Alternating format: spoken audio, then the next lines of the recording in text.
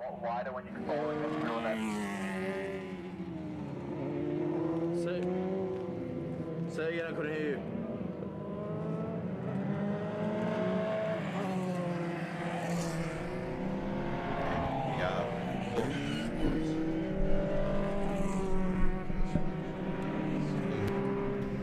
How's that? Okay, that's better.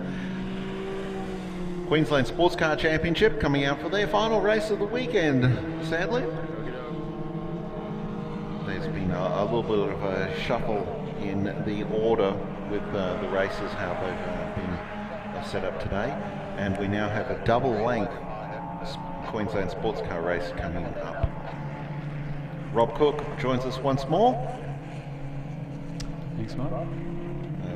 Rob, one of the with the new car, newly acquired Malik, will you be moving classes, or are you firmly in Class B already?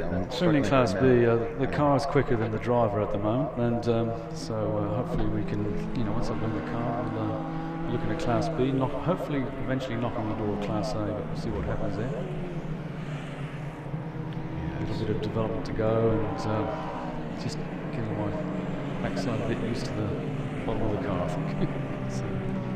I see now Damien Meneguzzo in the DeLuca Williams is rejoining us at the tail of the field once more. Hopefully, it hasn't been long since the sports cars were out on the circuit, so they haven't had a lot of time between races to try and fix anything. But he's certainly looking all right on the warm-up lap or the parade lap, I should say, at the moment. He apparently had some brake problems. I was talking to Stuart Patterson down there, and Stuart was talking to him, and they tried some different pads and they didn't work, and so hopefully he's rectified that for this race. Yeah, stopping is somewhat important. It is a little, especially on this track. A couple of big stops, of course, at turns 3, 4 and 6, depending on which circuit variation we're running, of course. Yeah, so he completed around on brakes apparently, and now he should be good. Alex Kenny there on pole position in the Ford-powered Chiron, and starting alongside him is the Suzuki-powered Speeds of Rodney Hope. I've been calling him Richard all weekend. He'll be chasing me with a suspension arm to beat the correction into my head. I think he's just quite happy to be where he is at the moment, to be honest. Yeah.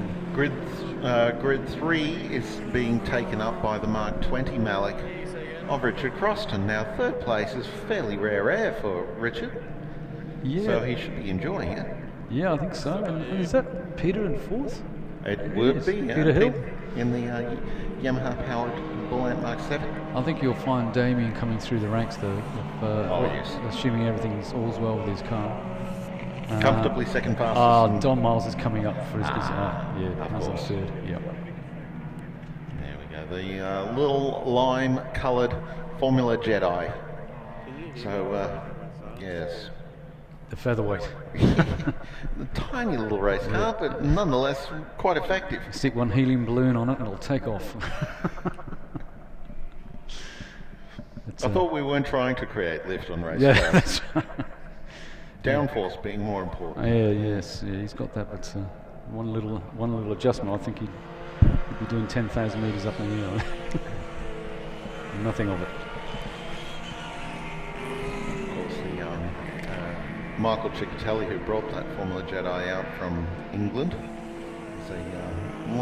has had a long association with supercars, so you could almost call... Attention to paddock, we have the HQs. To the marshalling area, please. HQs to the marshalling area. So you could almost call that car a scaled-up supercar. Yeah, there's not much in it, I would say. So starting out position 3 with Richard Croston alongside in the white Malik U2. Then we go to Peter Hill, who's got the third row of the grid all to himself at the moment.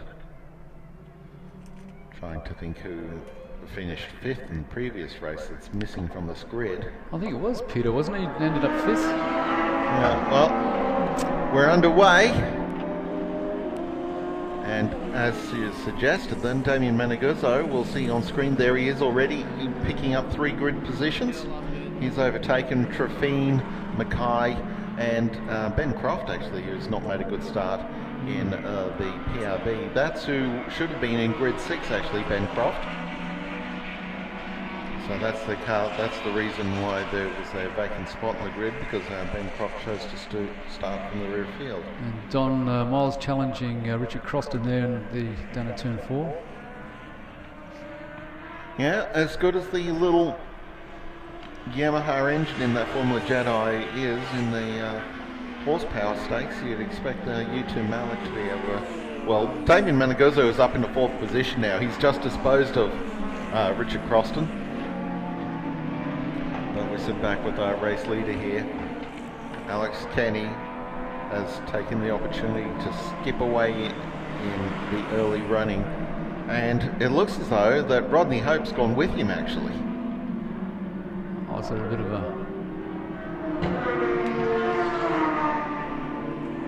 Once again, the big pop outside the control tower. Yeah, we'll see that Rodney Hope's... he's dropped back from Kenny quite a bit, but the gap between them appears to have stabilised. So Rodney Hope doing a pretty good job there in the Speeds RM11. It looks like Damien's got past Miles. Yep. So Damien Meneguzzo, a long-time sports sedan competitor in a Nissan-powered BMW M3 2-litre car. He was turbocharged at the start of last year, but now they're running this Williams sports car. Yeah, it's been a welcomed addition to our ranks, and hopefully he'll be continuing with us, as all the guys are today. Kenny on screen here once again in the Chiron Ford, fastest car in the field by a bit of a margin.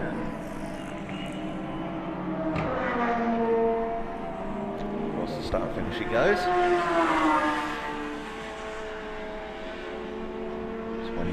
Lap time to come up of 1 minute 14.5. He's a little. So Kenny's doing 11s, is he? Okay, the 1:14 would have been his standing lap from the race start, so 1:11 flying lap. So that's better than a 14, and close to what we expect, I imagine.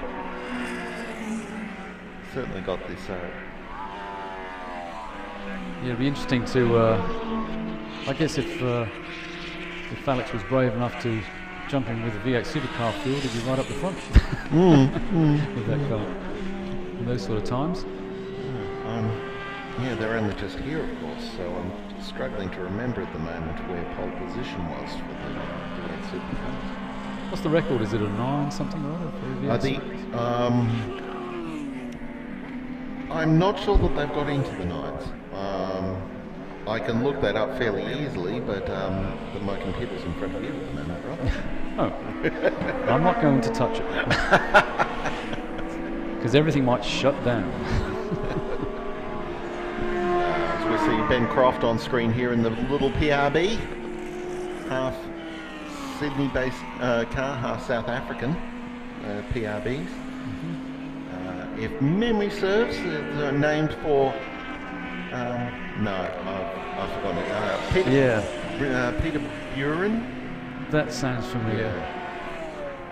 And that's the source of PRBs. Now the more recent PRBs that have been constructed are Honda powered. And some are running sequential boxes and all sorts of things, aren't they? Yeah. There's some of these.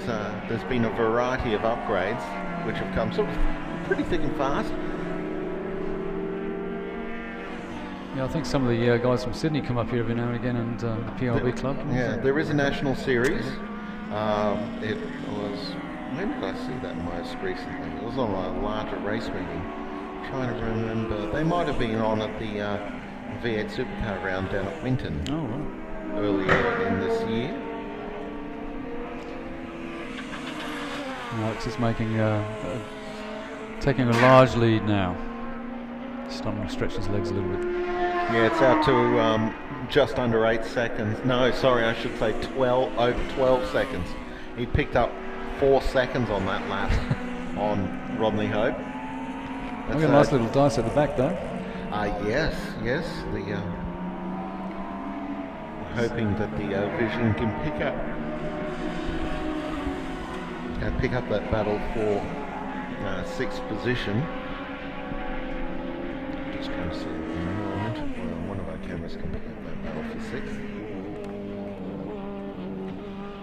So Ben Croft and Peter Hill and Michael Trefane, I think, in the Formula Ford. Yes. And have a nice little ding dong going through turn 1 there. Well, Alex Kenny has rapidly been able to.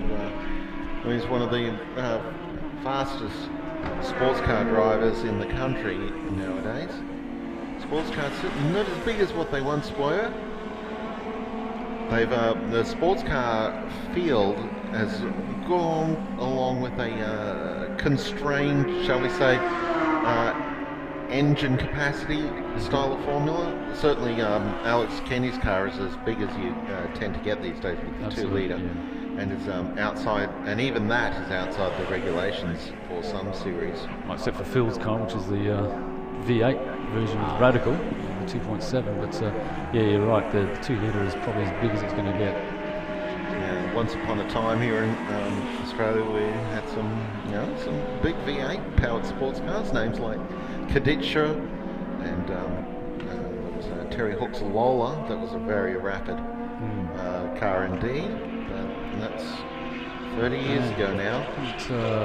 Barry Singleton was it an MR8? Did he have a McLaren at one stage? I'm not quite sure. Yeah, there were a couple of McLarens going around, certainly here in Some big bangers. Not so much these days, although we have seen a couple of McLarens arrive in the country in historic racing. Warren McKellar these days goes around in a absolutely resplendent looking M80 McLaren. Beautiful thing. Now we see our race leader has caught on to this battle for sixth position that we were wanting to see, and blows by them, but hopefully we can stay on that 3-car battle. No, we're going to stay with Kenny. They're going 3 wide just behind Kenny, out of shot here. But Kenny under brakes into turn 3. He's about to catch Richard Croston. Oh, Ben Croft just had a nice little bit of a tank slapper. We see in the background there Michael Trefane, and yeah, we've picked up this fight now. Trefane, Croston, and Richard Croston's off. Oh yeah, he's well off track. He's had to go around the lake on the outside of turn 4. Oh dear. No, this. Oof. Oh no. Oh, Trefane spins in the Van Diemen. He's been distracted by the presence of Richard Croston's car sitting across turn 5 there, and has mucked up his own line, losing the back end of the Formula Ford. Now, I didn't really like the way that Croston's car lurched from a fairly slow speed into a vivid tank slapper. Well, he had a fair bit of mud, I would imagine, coming off the turn 4 there. But yeah, you're right. He wasn't moving too fast, and it was all over the shop. Yeah. Well, I guess the car's been the tyres were completely enveloped in mud, and that's probably what caused the complete lack of adhesion. As we follow the race leader once more, we're on like 600. no, we're not. We're a fair bit beyond that, unfortunately. It looks as though no one actually told the timing crew that this was a 10-lap race. Oh, that's exciting. They'll still be recording it. Yep. It's yeah. Of course, this championship, the boys are all fighting it out for the Kevin Bartlett Trophy, and just absolutely fabulous. Kevin's been a great supporter of our category, and of course that's a great motorsporting heritage and supporting lots of open wheeler and sports car racing in Australia throughout the years, besides the big Camaro days, of course. But Kevin's supporting us, and he's gladly and happily put his name behind our trophy for this year, so that's a wonderful thing for him to do. Kevin Bartlett, he's done pretty much everything in Australian motor racing. He's been a front runner. He's won the Australian Gold Star for the Australian Drivers' Champion. He was a front runner in the Australian Grand Prix in Formula 5000 days. He's won the Macau Grand Prix, if memory serves, and once upon a time he was in the Alec Mildren Alfa Romeo powered open wheeler reset the lap record at the Macau Grand Prix circuit to such an extent that they were still chasing it 10-15 years later. Yes, and of course big they're rev curve. yeah, and of course they are the Channel 9 Chevy Camaro that he's most famous for. They will take a last lap board coming out now for a race leader. As Don Miles appears on screen there.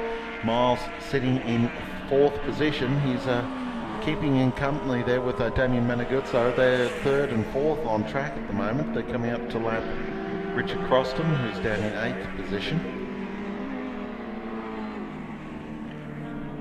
Or at least was. I wonder if Richard's got some trouble after that little off.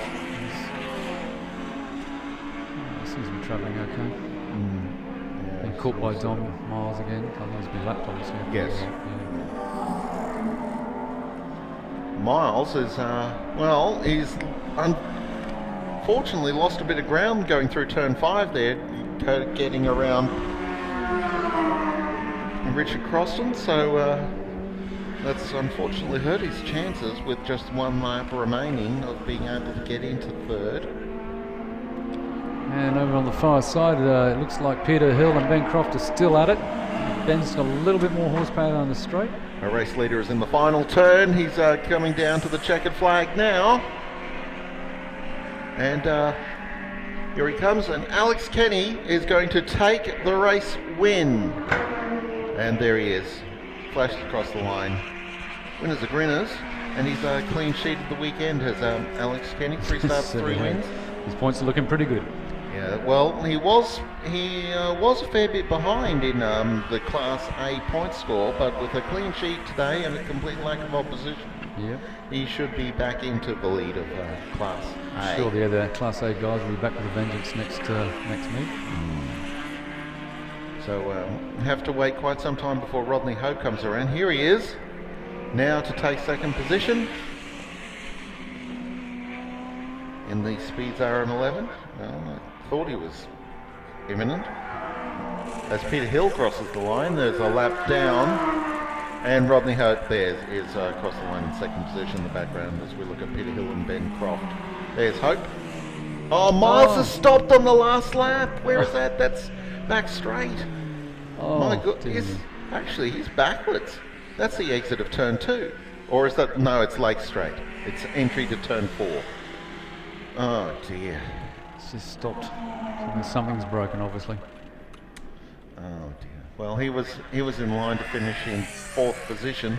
Damien Maneguzzo has come around to claim 3rd. So yeah, Miles was going to be 4th, but that's fallen away. Peter Hill has claimed 5th ahead of Ben Croft, and then back to Michael Trefine. Richard